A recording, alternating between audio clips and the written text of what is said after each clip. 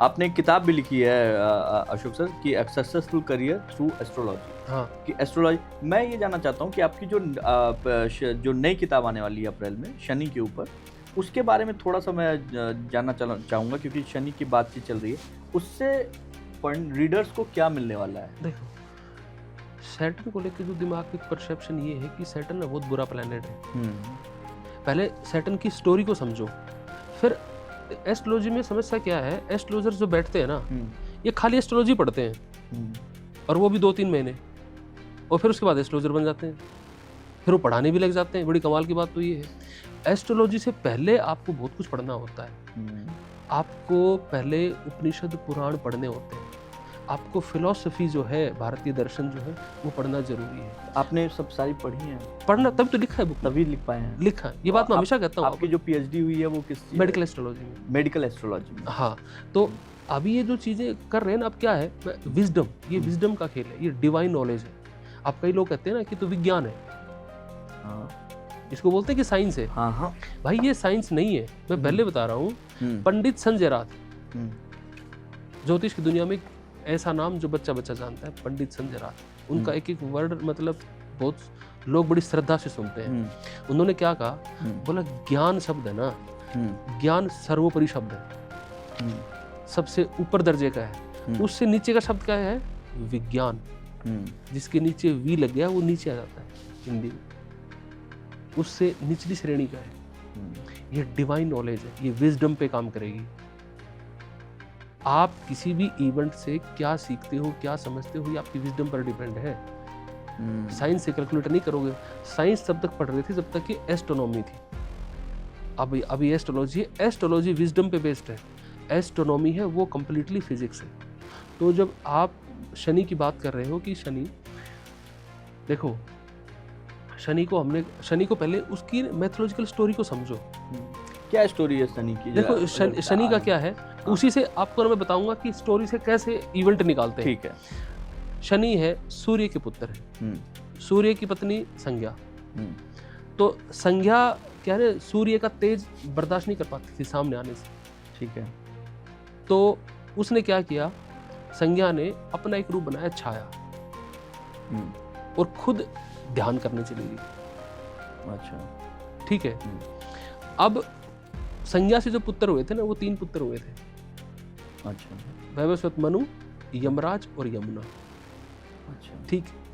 अब छाया जो थी ना, छाया तो एग्जिस्ट करती नहीं कहीं भी। तो उसने क्या किया, उसने भी तपस्या करी। अच्छा। ठीक है। ठीक है। और छाया को जब बनाया संज्ञा ने, तो ये बोला कि मेरी एब्सेंस में तू रहेगी, पहचान नहीं पाएंगे सूर्य।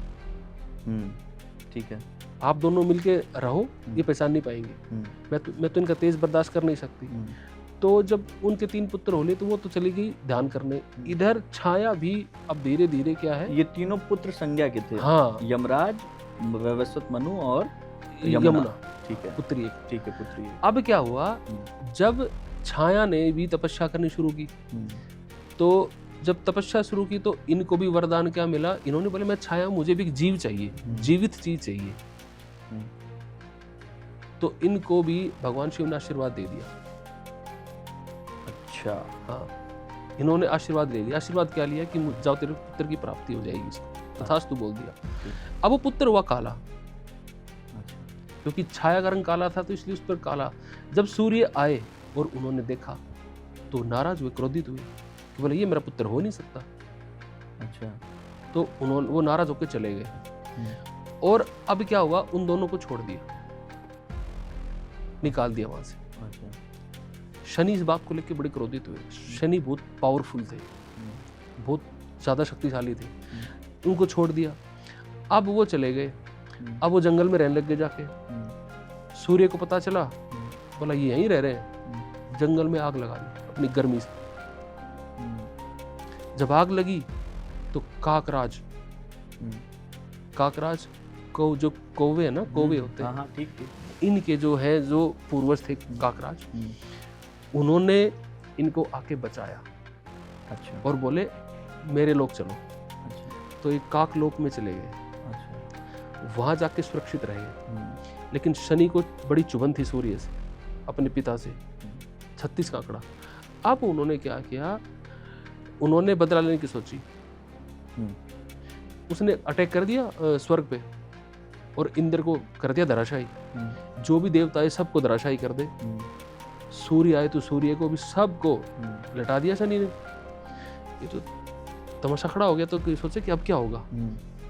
सारे देवता फिर एक हेडक्वार्टर देवताओं का भगवान शिव वहाँ पहुंचे, बोले महादेव जी बचाओ, कुछ करो, ये ऐसे ऐसे कर रहे हैं। तो उन्होंने बोला, उन्होंने अपने कुछ देवगण भेजे, बोले ये जाके संभाल लेंगे, बात कर लेंगे। वो गए वहाँ पे समझाने के लिए। शनि ने उनको भी कर दिया। अब वो जो उसकी दृष्टि जहाँ पड़ी उससे उनको खत्म कर दिया। अब वो दृष्टि वाली जो बात है ना, वो वहाँ से शुरू होती कि उसका छाया का पुत्र था ना शनि, तो उसकी पत्नी थी चित्ररथ, उसकी पत्नी थी शनि की। वो शनि जब तपस्या कर रहा था तो उसको बोली कि हम कभी मेरे को टाइम दिया करो आप। तो उसने उसकी बात सुनी नहीं। उसने शराप दे दिया उसको कि जा, जब भी तू आँख खोलेगा ना, तेरी दृष्टि जिस पर पड़ेगी वो बचेगा नहीं। अच्छा, ओके। और बाद में फिर जब शनि को भी रियलाइज हुआ यार तू गलती कर दी, मैंने इसको जवाब नहीं दिया, इस शराब दे दिया, तो मैंने शराब वापस ले ले। तो बाद में उसको चित्ररथ को बड़ा गलानी फील हुई, लेकिन अब शराब वापस हो नहीं सकता था। तो शनि की जो दृष्टि पड़ती है ना, वो तबाही कर देती है। उसने सूर्य पर डाली, सूर्य को काला कर दिया। स्वर्ग लोक में सबको जो आए उसको बुरा हाल कर दिया। सारे देवता फिर महादेव के पास पहुंचे, बोले आपने भेजे थे, वो भी गए, सब गए। तब महादेव बोले अब चलते हैं। महादेव जी वहाँ पे गए। शनि को अहंकार था कि भाई मैं ही हूँ, देवताओं को भी कर दिया, सबको, मैं नहीं छोड़ने वाला किसी को। लेकिन जैसे उसने अपनी नज़र डाली, महादेव ने त्रिनेत्र थोड़ा सा खोला और भाई साहब बुरी तरह जाके जख्मी हो गए और जाके अरुणाचल को, मतलब मध्य प्रदेश में मुरैना कोई जगह है, वहाँ जाके वो गिरे। वहाँ उस जगह पे जाके वो गिरे और पेड़ पे जाके ऐसे लटक, ऐसे पड़े। और पेड़ किसका? पीपल का पेड़। और इतने थक गए, बुरी तरह टूट गए। उसको सोचा कि बस यही है। फिर उसको पता चला भगवान शिव है, उसने माफ़ी मांगी। भगवान शिव ने उसको वरदान दिया। फिर उसने उसी दिन भगवान शिव को अपना गुरु मान लिया और भगवान शिव ने आशीर्वाद दिया कि तू ये पीपल का पेड़ है ना, तो अब तू आगे से तेरे साथ अन्याय हुआ है भाई, तू पुत्र था, तेरे को निकाल, तेरा अन्याय हुआ है ना, आगे से तू प्रकृति, सभी देवताओं के सामने उसको बुलाया और समझाया कि ये आगे से प्रकृति में न्याय के देवता रहेंगे, इसके साथ गलत हुआ था और इन्होंने न्याय के लिए लड़ाई है, और आगे से न्याय के देवता यही रहेंगे। तो अब जो रेमेडीज कहाँ से आती हैं, इसलिए हम पीपल के पेड़ को पूजते हैं कि शनि का वहाँ वास होता है, शनि को वहाँ सुकून मिला, आराम मिला। तो आपको बजाय रतन के बजाय इतने बड़े कुछ करेंगे तो नहीं, कुछ नहीं करना, सिंपल पीपल की सेवा करो, उसमें जल दो। सबसे बेस्ट रेमेडी है शनि की। दूसरी चीज, अब इस कहानी से आपने सीखा क्या? इसी से प्रेडिक्शन बनती है। कुंडली में जहां भी शनि और सूर्य इकट्ठे होंगे, पिता पुत्र में से एक ही टिकेगा।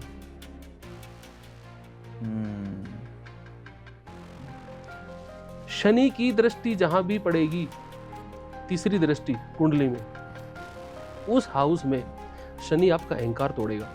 सूर्य अहंकार है और शनि ने कसम खा रखी अहंकार तोड़ना है। फॉर एग्जाम्पल, आपका 8वें में शनि है, तीसरी दृष्टि 10वें घर में जा रही है प्रोफेशन में, आपको बॉस ऐसा मिलेगा, आपकी रोज फजीयत होगी, रोज इंसल्ट होगी, आपको लगेगा नौकरी तो कर ही नहीं सकता, मेरे लेवल का तो कुछ भी नहीं है यहाँ। आपको हर पल आपके ईगो को चोट लगेगी वहाँ।